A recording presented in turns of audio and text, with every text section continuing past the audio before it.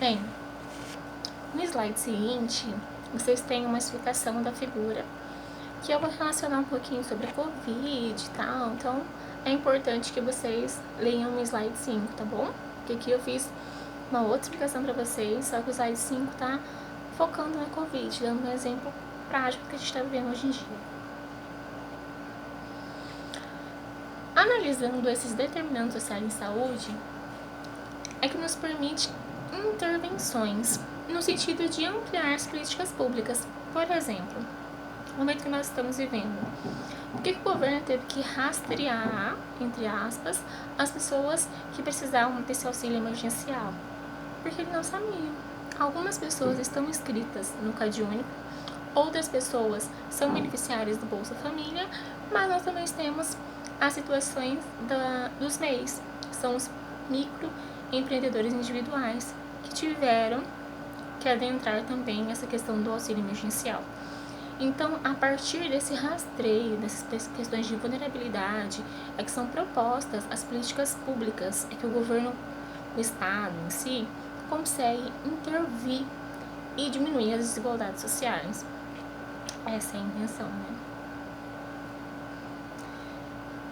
Vamos ver um pouquinho agora como está a situação de saúde no Brasil. Não hoje, tá, gente? A gente não vai passar a aula inteira falando sobre Covid-19, mas é um panorama geral. Até a década de 80, no Brasil, as pessoas só tinham acesso ao serviço de saúde caso elas pagassem. Era como se fosse um plano de saúde particular empresarial. Quando isso muda? Com o SUS. Então, começa, né, com as pequenas caixas de aposentadoria, muda para os INAMPs, e começa a ocorrer uma série de passeatas, de pedidos, e aí começa a se pensar um sistema de saúde que realmente atenda a toda essa população. O modelo de saúde antigamente era dividido em 3 grandes categorias. Os que podiam pagar pelo serviço de saúde privado, então tirava do bolso e pagava assistência. Os que tinham direito à saúde por serem segurados pela Previdência Social, que trabalhavam, e aqueles que não possuíam direito algum. E eles acabavam sendo atendidos em hospitais filantrópicos, em santas casas, como nós temos aqui em Cuiabá. Então, esse tipo de acesso a serviço não era pago, era para as pessoas que não tinham condições de pagar. Só que era muito pequeno. Como que ocorre a criação do Sistema Único de Saúde? O SUS, então, ele é criado em 88 com a Constituição, depois da ditadura militar. E com essa Constituição, o SUS torna o acesso gratuito à saúde um direito de todo e qualquer cidadão. Independente se a pessoa é baixa renda, se a pessoa está em situação de rua, se a pessoa é um vereador. Se ela sofre um acidente, um exemplo, se ela sofre um acidente e está inconsciente e o SAMU é chamado para tirar essa pessoa do acidente, a contrarreferência dela é pronto-socorro municipal. Até que chegue alguém responsável por essa pessoa, o cônjuge, pai, algum parente que assine um termo de responsabilidade, não, eu quero levar para um hospital da rede privada. Então, essa pessoa vai ficar ciente, olha, os riscos que corre o processo de transferência são esses. Por quê? O SUS é universal. É o papel do SUS atender a todas essas pessoas. A partir do processo de implementação do SUS, o sistema de saúde ele deixa de ser uma responsabilidade apenas do Poder Executivo Federal. E o poder, então, de decisão passa a ser dividido em 3, que nós chamamos de esfera tripartite. Que é isso, Zaira? Existem repasses financeiros que são da União, dentro do governo federal a gente chama aqui de União. Existem também os que são repasses do governo estadual e o que é repasse do município. Então, isso é a esfera tripartite do financiamento da saúde. Esses 3 são responsáveis pelo repasse que ocorre na saúde.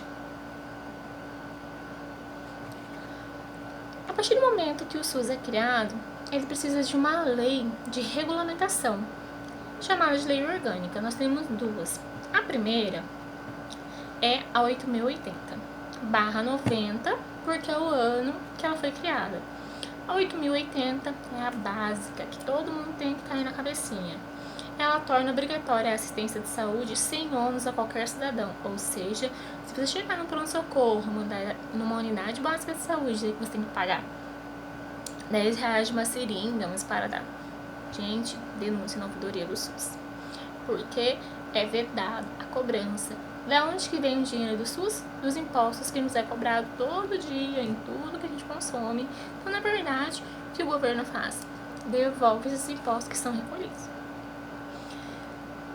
Assim, o SUS ele não é só uma instituição, mas ele é um sistema, que significa um conjunto de unidades, serviços e ações que interagem entre si para o bem comum da população. Entre esses elementos do sistema do SUS, nós temos as atividades de promoção, proteção e recuperação da saúde. E isso diz a Lei 8.080. O que o SUS fornece? Por que ele foi algo tão espetacular na época em que foi criado e tão diferente daquilo que nós tínhamos?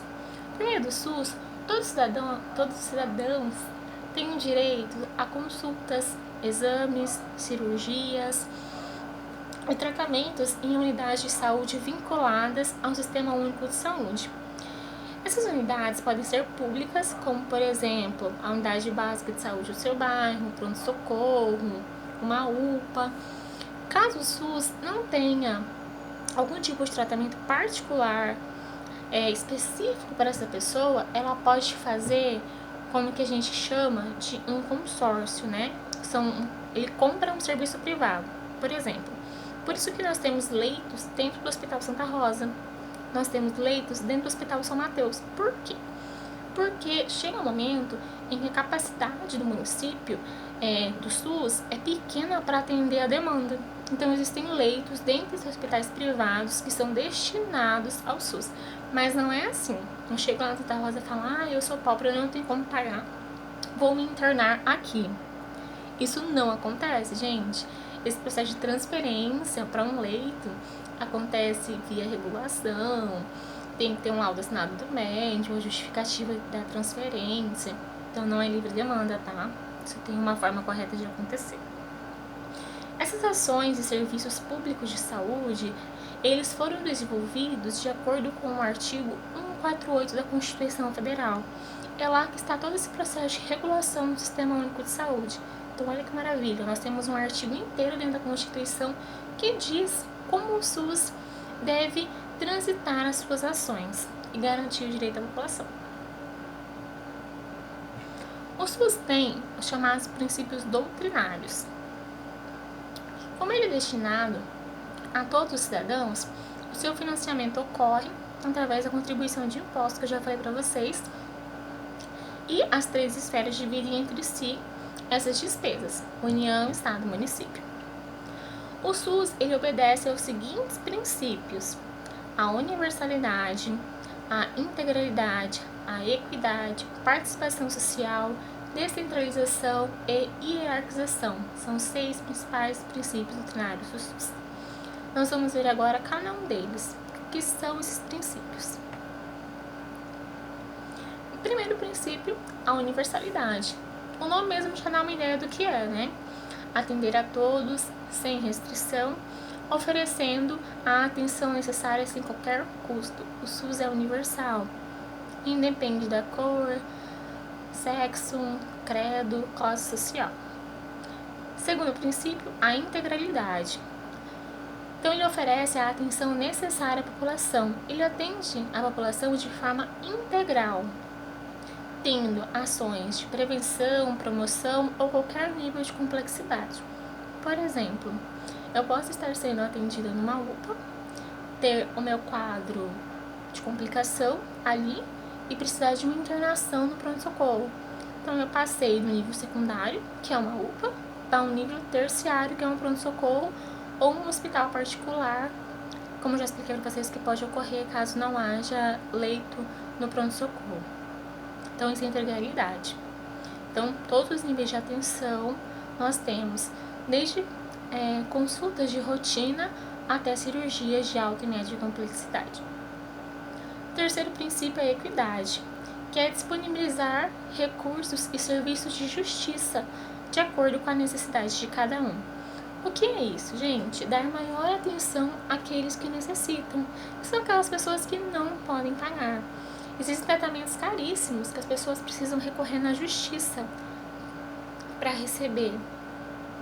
Algumas vezes medicação, ou respirador, ou tem imóvel que é levado para casa. Então, isso está dentro do princípio de equidade.